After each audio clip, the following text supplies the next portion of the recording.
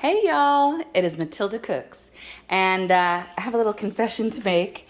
I left these tomatoes sitting on top of my refrigerator quite a bit longer than I should have, so they're a little dehydrated looking. So I'm going to show you what I do to preserve them. First thing I'm going to do is I'm going to either cut these in half, or you can even cut them in quarters, and I'm actually going to go ahead and quarter all of these. So now I've got them all sliced, and I'm just going to spread them out evenly over my parchment here, and then I'm going to get my garlic ready. Now I've got a head of garlic in this jar.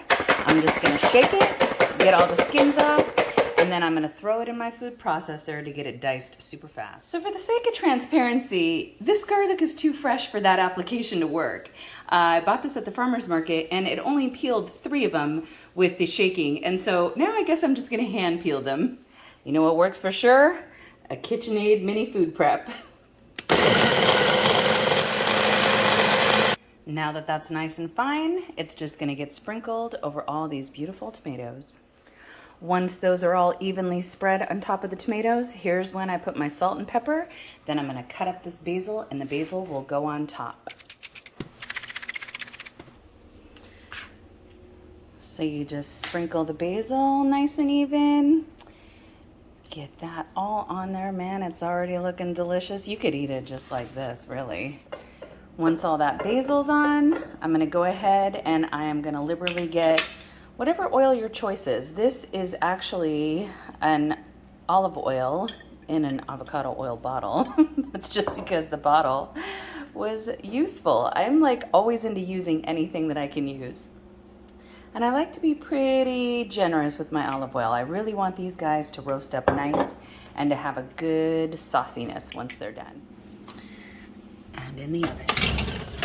So this is what they look like about 10 minutes into it. I set myself a timer, and this is when I go in. I just take my spatula and I just toss everything to where what's on the top is on the bottom so that everything gets evenly roasted. And I also make sure that as they're melting together that I keep them all in the same pile so that they're not getting burnt.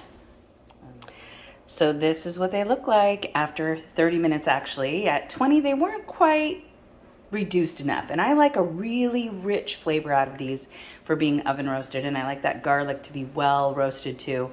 So this is after 30 minutes. And I will tell you, I use this for everything, but I'm gonna show you how I'm gonna eat it tonight. So here it is. So what I really love to use this stuff for is my pastas, or I love to top it my hummus with it, you know, on top of hummus. This is so delicious. Even blend a little bit of this in the hummus so it gets all the flavor.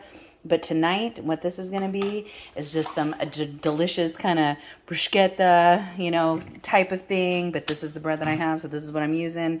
I'm gonna put just a little drizzle of nona pias on here. And yes, I'm switching hands.